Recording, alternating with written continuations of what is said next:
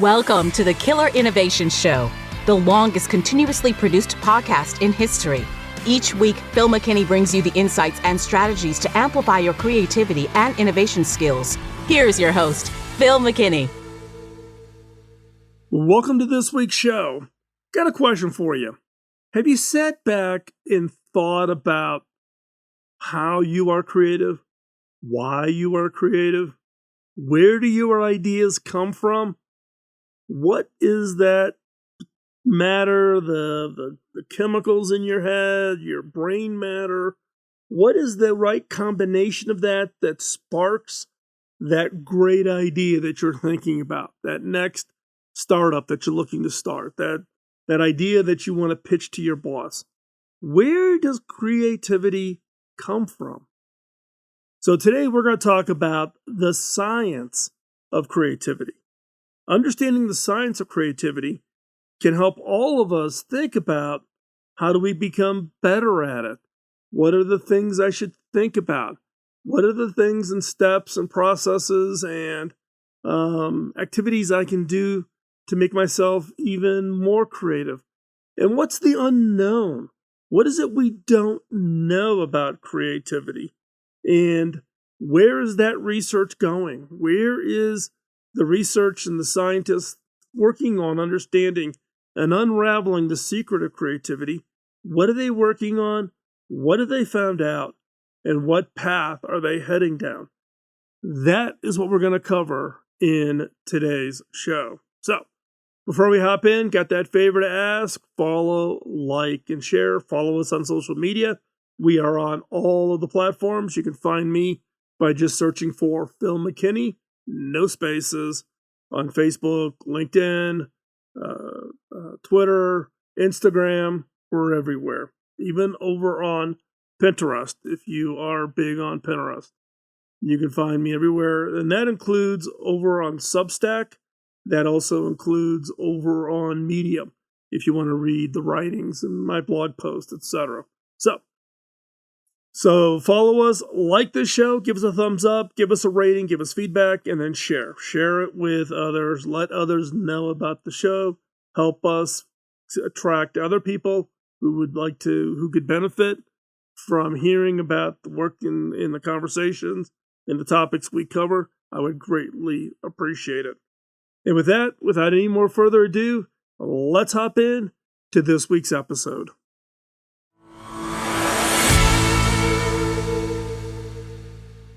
Creativity is a complex and multifaceted phenomenon. Researchers and scientists have for years tried to understand and explain the science of creativity, but it remains somewhat of a mystery. However, there are certain theories and ideas that can help us better understand the science, the underlying way. How does the brain come up with ideas? What is the essence of human creativity? One theory suggests that creativity results from a combination of cognitive processes, including knowledge, skills, imagination, and even motivation. This means that people who are more knowledgeable and skilled in a particular domain are more than likely to be more creative in that domain. For example, a musician who is well versed in music theory is more likely to come up with new and original musical ideas than someone who has no background in music at all. However, it's also been proven that someone who is not an expert in an area and that comes in with fresh eyes can also be highly creative and can come up with ideas that those who are experts in the field would never think of.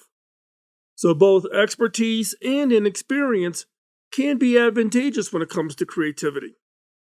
Some scientists believe that creativity is the result of our brain making new connections between different concepts and different ideas. This theory is supported by the fact that people who are more creative have higher levels of activity in the parts of their brain responsible for making these connections. The result is that researchers have created a number of working models of creativity that are trying to explain its underlying mechanism. Some of these models focus on the cognitive processes, including creativity, while others focus on the roles of motivation, emotion, and even abilities. The two of these that are the most popular models are one, the four-phase model, which is composed of 4 stages or 4 phases: preparation, incubation, illumination, and verification. The second model is the creative abilities model. It outlines 5 different creative abilities: fluency, flexibility, originality, elaboration, and synthesis. Now, while these models of creativity provide some insight into the phenomenon, they are not exhaustive. The science of creativity is an ongoing field of research, with new theories and models being proposed all the time. But let's dive into these 2 models in more detail. The 4-phase model of creativity suggests that creativity involves 4 distinct stages or phases. First up, preparation. Preparation is when you gather information and resources that will be used in subsequent stages. During preparation, you may brainstorm ideas, gather inspiration from other sources, collect data, read articles, talk to people, develop a plan on how you're going to execute the idea. Preparation is also time to gather materials and tools that you will need in order to bring your idea to fruition. Inspiration can come from anywhere, so it's important to keep your mind open to new possibilities during this stage. Next up, incubation. Incubation is a time when an idea can gestate and grow. It's a time when you can let the idea kind of simmer and see if it develops into something. During incubation, you can also work on other ideas that might be related to the original one to see if they spark any new ideas. The key is to give yourself time to think about the idea and to see if it has any legs. If it does, then you can work on it in a more focused way. If not, then you can move on to other ideas. Either way, incubation can be a helpful part of the creative process. Next, illumination. Illumination is often seen as the moment of inspiration or realization when a creative idea comes to you. It can be a flash of insight or sudden realization of what needs to be done. It's the point at which you see the potential for something new and understand how to make it happen. For many people, illumination is the most exciting part of the creative process. It's the moment when everything comes together and you see the full potential of your idea. It can be a very exhilarating, very exciting experience. Next up is verification. When it comes to the creative process, verification is essential. This is where you take a step back, evaluate your idea, and make sure that it's something that you want to move forward with. It's important to be critical of your work during this stage, that you can make any necessary tweaks, changes, adjustments before moving on. This is the time to ask yourself if your idea is something that you are truly passionate about and if something that you think others will be interested in. Once you verify that your idea is worth pursuing, you can move on to that next stage of the creative process with confidence. The second model I want to talk about is the creative abilities model. This model is a framework that was developed to help explain what some scientists, what some researchers think of as the creative process. This model comprises of 5 elements, or abilities: fluency, flexibility, originality, elaboration, and synthesis. Each of these elements play a role in the creative process, and it's essential. So let's start off with fluency. In case of what I've talked about in the past, I typically use the word ideation. This is the ability to produce a lot of ideas in a short period of time. This can be both a good thing and it can be a bad thing, as it can lead to a lot of ideas that are not very good. But it also means that more ideas are being generated, which can lead to even better ideas. Fluency is important in the creative process because it allows for a lot of exploration and experimentation. It is also one of the easier abilities to measure, to know how good you are at it, as it simply requires counting the number of ideas that you can produce. Second up, flexibility. Flexibility allows people to adapt to new situations, changing environments. Being flexible means being open to new ideas and ways of doing things. This can be helpful in both your personal and your professional life. For example, if you're open to new ideas, you may be more likely to come up with creative solutions to a problem. And if you're flexible in your work, you might be able to adjust to changes in your industry or even in your workplace. While some people are naturally more flexible than others, anyone can learn to be more flexible. And here's a few tips that I'd like to discuss about how to be more flexible. When I run workshops, typically those people that are most resistant or feel like they can't contribute to the innovation activities within the organization are those that are a little bit stiff, more rigid, less flexible. So, how can you learn to be more flexible? Be open to new ideas. Don't dismiss them. Don't say, oh, we tried that before. Do not be an antibody. Do not become an innovation critic. Number 2 is try new things and don't be afraid to fail. I would encourage teams to go off and do team building exercises. Do crazy stuff. Karaoke. Whenever I go to Japan, companies that I meet with there always want to take me to do karaoke. Now, I am not a fan of karaoke at all, but it requires that I have to get out of my comfort zone.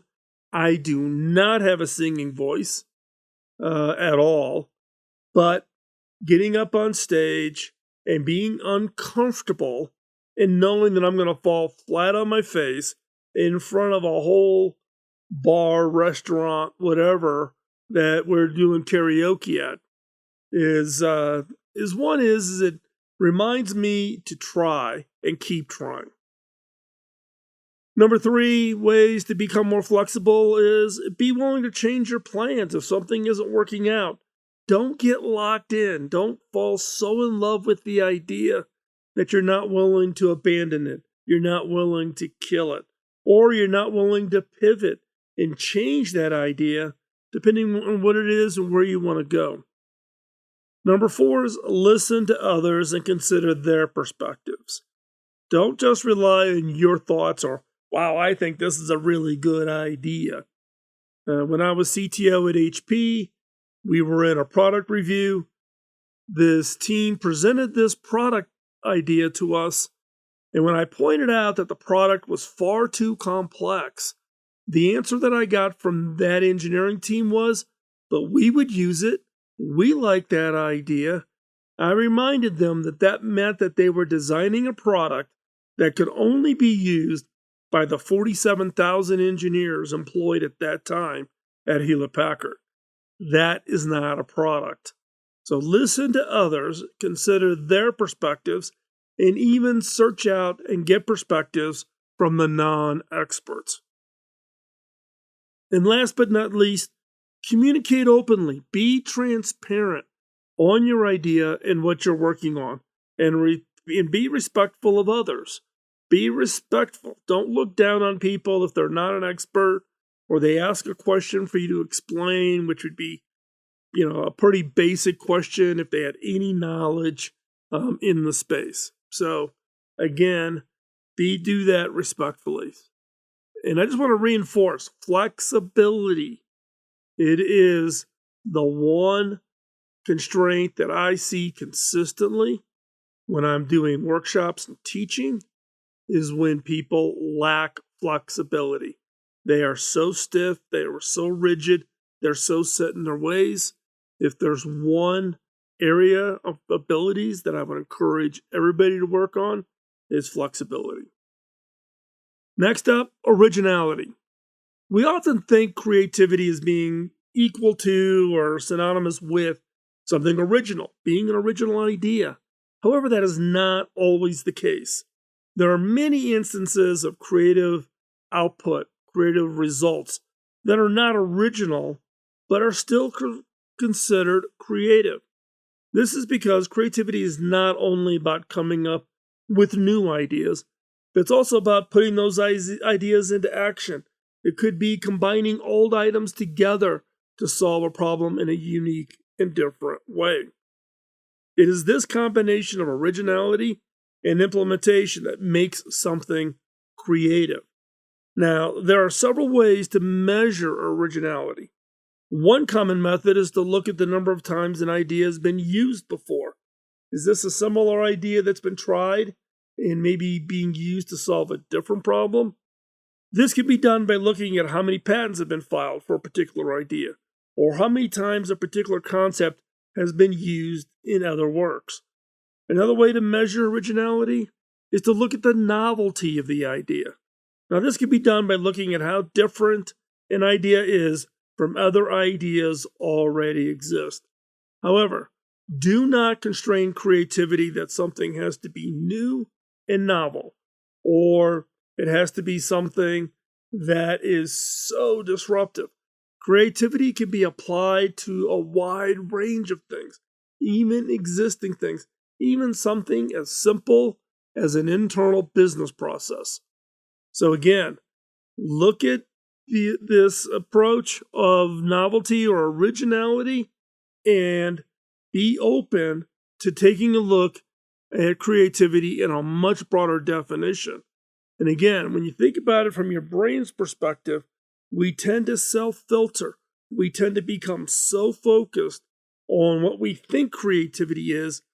Be open. Let your brain, let your creativity find it in some of the most unlikely places.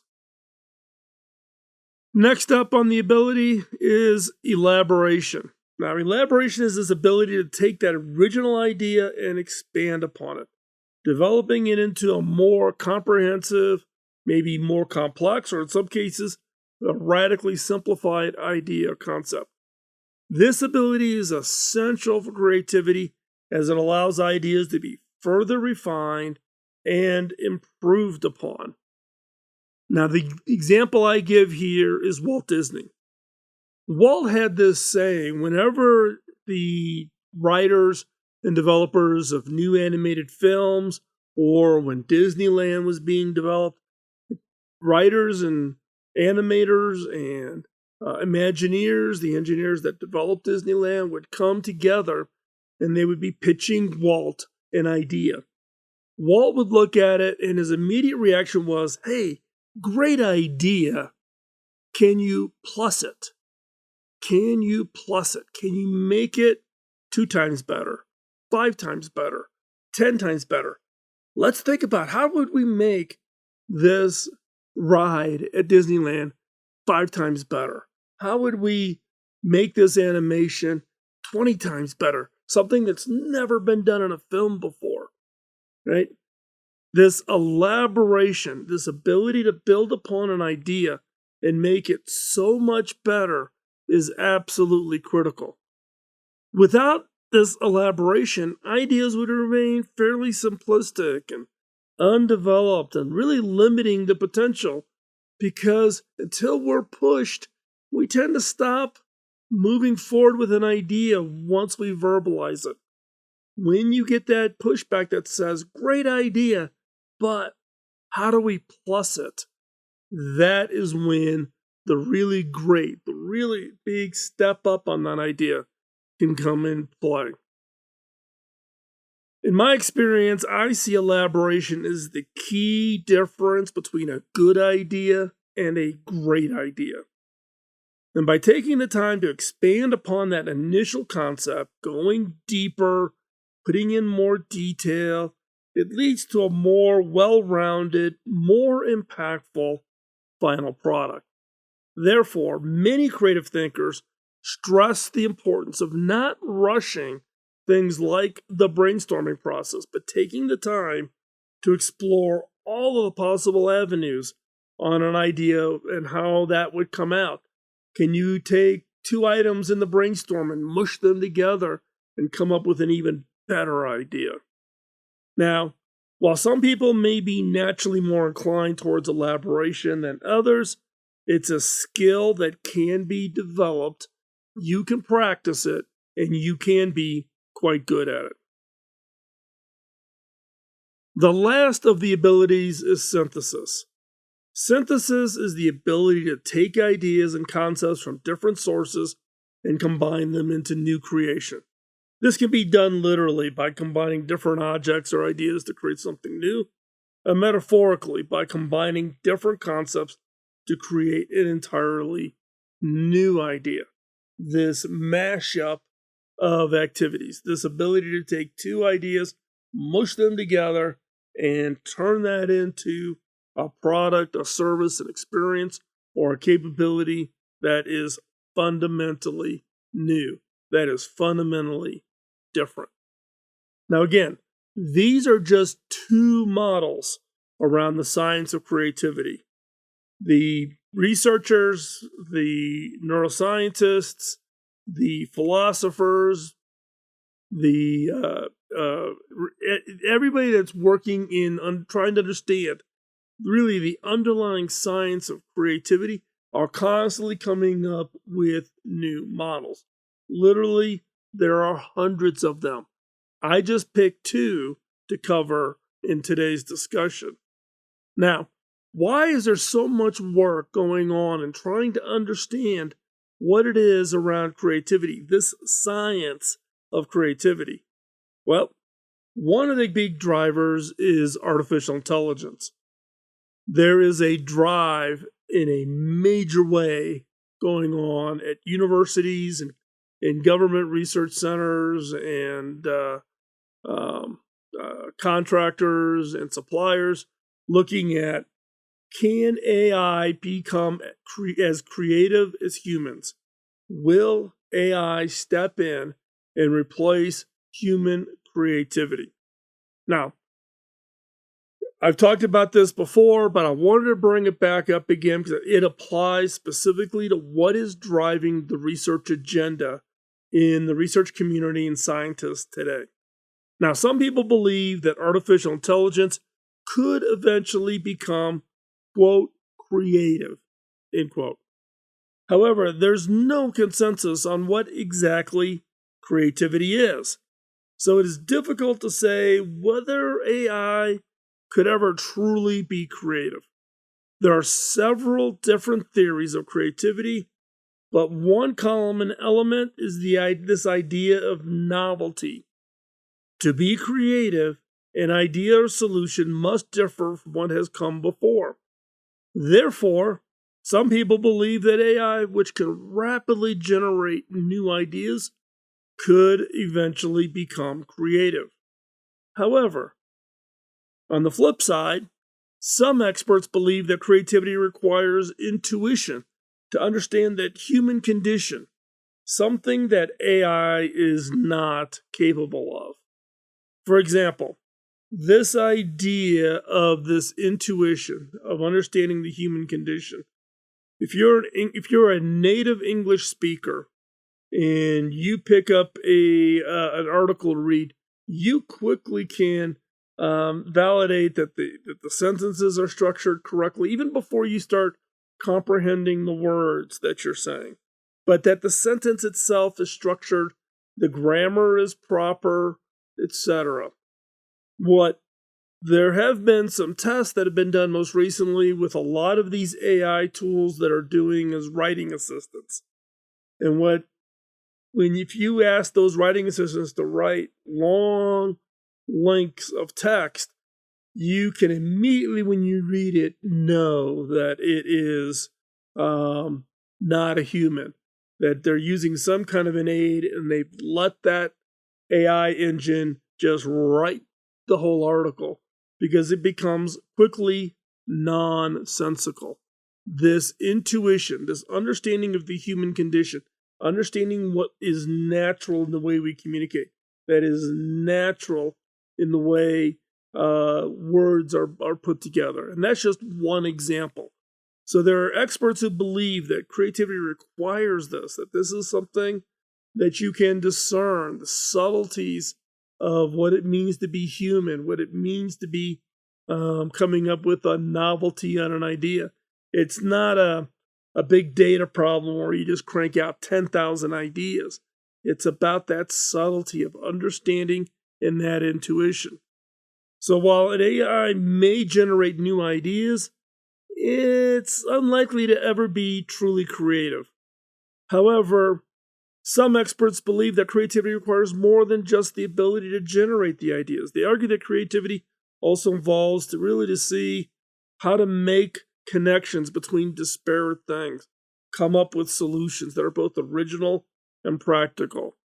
So, again, there are people who believe AI will be creative. There's the camp who believe that AI will never be creative. In reality, only time will tell if AI will ever be able to achieve what I would call true creativity. In the meantime, researchers are working on ways to make AI more creative, such as by developing algorithms that can better identify and combine novelty and usefulness. The new AI tools that are being applied to music, so it learns and understands all of the pacing and structure of what, in this case, Western lovers of music, what tends to get people excited, what makes songs popular. You start off with a beat, you feed it into the AI engine, and it creates the song. Now, what they have found in that case is those will actually work amazingly well. What they cannot do is they cannot lay lyrics down. They don't understand that element of, they can string a sentence together, but lyrics are different than just sentences, than just a string of words. And so, while these engines are actually becoming quite good, not there today, but stay tuned. It's a weak signal of what's coming, and this is how the science of creativity is being played out. Can you understand the science of creativity and translate that in to tools such as artificial intelligence? Now, talking about the science of creativity and how the brain works and how ideas come about, we have to talk about one important thing, and that is there's this kind of myth or belief or rule of thumb or whatever you want to call it about this relationship between creativity and mental illness. So while we're looking at how the brain works and how it enables our ability, we have to mention this. We need to talk about this. Now, there are several reasons why this myth persists. First, many creative people have spoken openly about their struggles with mental illness, which may give that impression that the two are somehow related. Second, some studies have found links between certain mental illnesses and increased levels of creativity. However, it's important to remember that correlation does not equal causation. Let me repeat that. Correlation does not equal causation. Just because two things are correlated does not mean that one causes the other. The myth that creativity and mental illness are linked is not supported by the currently available evidence. So, this is something that I just want to get on the table. It comes up, people ask about it, they ask for my thoughts about it. This relationship between creativity and mental illness, while there could be, in some cases, there's been some of these studies that have found the linkage between certain mental illnesses and increased creativity. There's the studies that have been done around causation that's not supported by the currently available evidence. And in some cases where there has been some early studies, they are counteracted by studies that say the exact opposite. So Let's leave it at the jury is still out. So the question that I have is what research should be done to better understand the science of creativity? There's a lot of research studies and a lot of programs at universities and corporations and companies like Amazon and Microsoft and Google, military is doing a bunch of research in this space. But what should be the research agenda? What research should be done to better understand the science of creativity? Now, a better understanding of this science can have an unfathomable impact on society, the economy, the way we live our lives. He who's the first to create the technologies, who truly understands creativity, who can train their labor force, and who can unleash human potential, and then ultimately by artificial means will have immense amount of power. And this impact, like I said, is unfathomable. It's something you can't even attach a figure to. As it stands, creativity is still largely a mystery. There is much we do not understand about how it works. And I've been in this space for 30 years. One area that warrants further exploration is the role of emotions in creativity.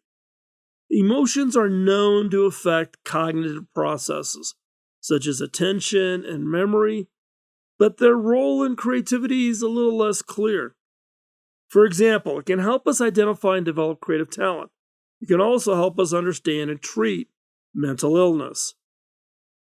This issue of emotions is one that I picked up on when I do my one-on-one coaching with people, is using emotions or understanding the subtleties of the impact of emotions on creativity.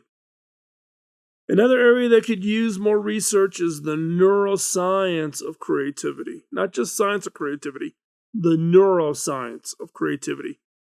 We know that creativity involves the entire brain, but we do not yet understand how all the different regions of the brain work together to produce an idea, a creative idea, or how the subconscious attaches and links together and makes connections, these random things that all of a sudden pop into our head with the entire solution.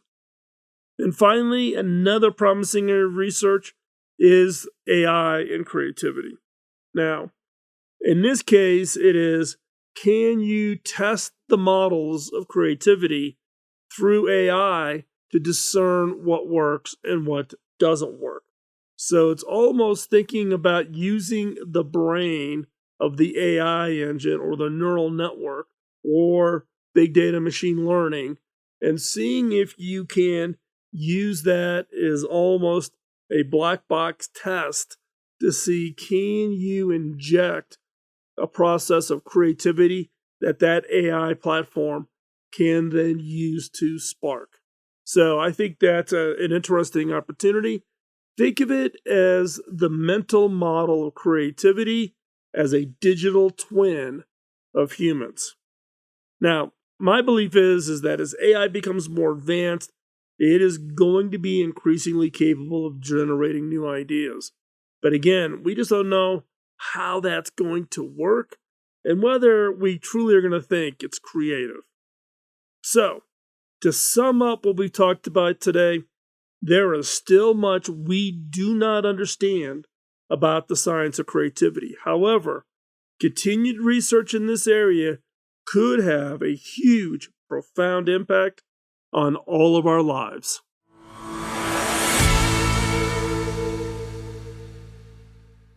So, what did you learn from the discussion today?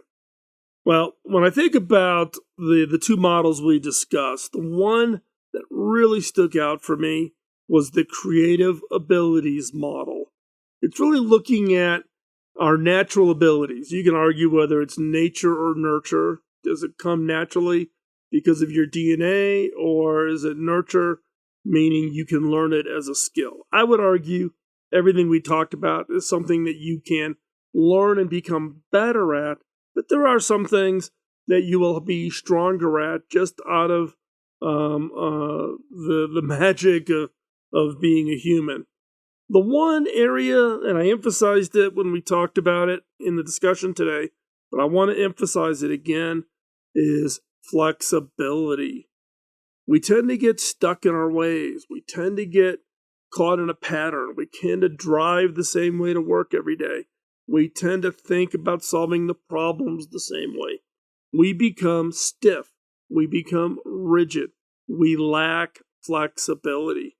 And as I was working on today's show and writing the script and doing my research, this one really stuck out because when I think back to all of the workshops that I teach, all of the webinars that I do online, all of the coaching and mentoring that I do to teams and organizations around the world, the one, and I be quite honest, I never really put my finger on describing the issue until I did this research for today's show, and that is flexibility, or the lack thereof of flexibility.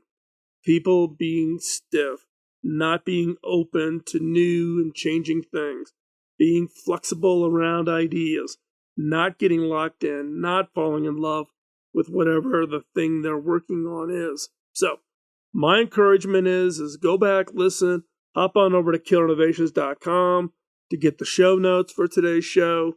But remind yourself, maybe print this out, stick it next to your monitor, stick it on the wall of your cube.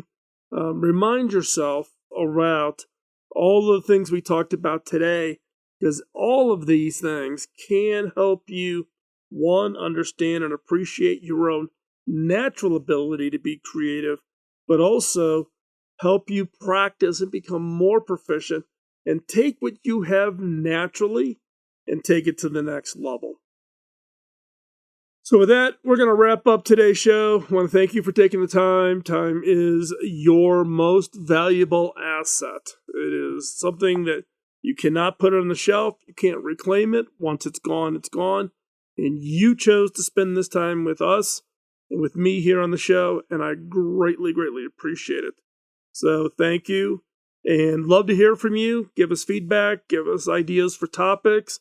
If you've got speakers who you think you would like to have on the show, let us know. We would love that. And we will be preparing next week's show soon. So don't go anywhere. We'll be right back next week here at Killer Innovations. Podcasting nonstop since 2005, this has been the Killer Innovations Show on the Innovators Network.